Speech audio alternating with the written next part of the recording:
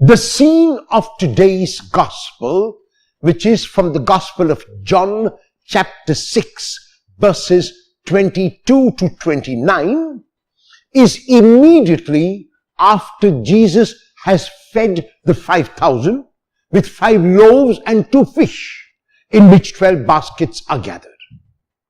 The people have had their fill, they have been satisfied, and now they continue to look for Jesus, but their looking is a very superficial looking. They look for Jesus only to satisfy their physical hunger. As Jesus does often in the Gospel of John, he takes people from the surface level to the higher level where he wants them to be.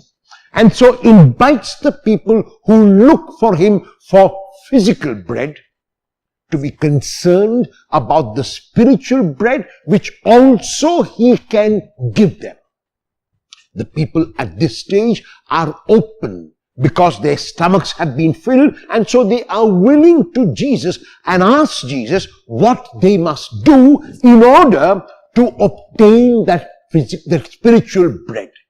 Jesus responds by telling them that they must constantly endeavor to do God's will. And then they ask him, what does it mean that they must constantly endeavor to do God's will, and how do they find out about what God's will is for them? Jesus responds by telling them this is the way that they will find God's will. They have to do whatever is required of them to the best of their ability in every single situation.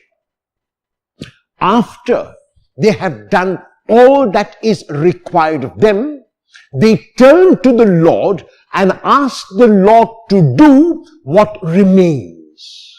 They will not remain undone what they could do.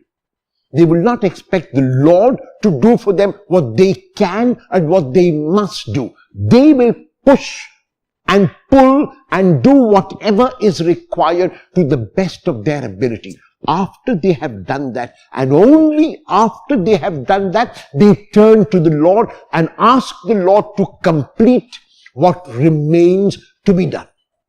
To do God's will means they will not be concerned about the result of the action, because the result of the action will be according to God's will.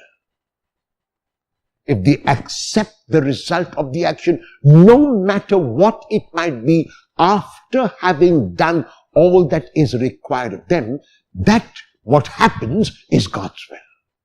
And this is what Jesus said in the last verse of the gospel text of today, that he has shown them in his own life, through his words and through his actions and through the kind of person that he is, what it means to do God's will. It means feeding the 5,000. It means reaching out to them in love, and it means accepting whatever happens after that as God's will. To find God's will in our lives is not a very difficult task, or not as difficult as we might think. Like Jesus asked the people of his time, he is asking us today to complete whatever we have to do.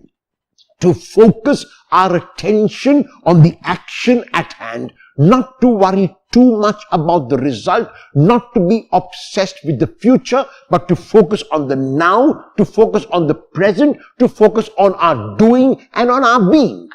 And once we have done that, we leave what remains undone in God's capable hands, and we accept the result of what happens as God's will. Will you, in imitation of Jesus, continue to do God's will today?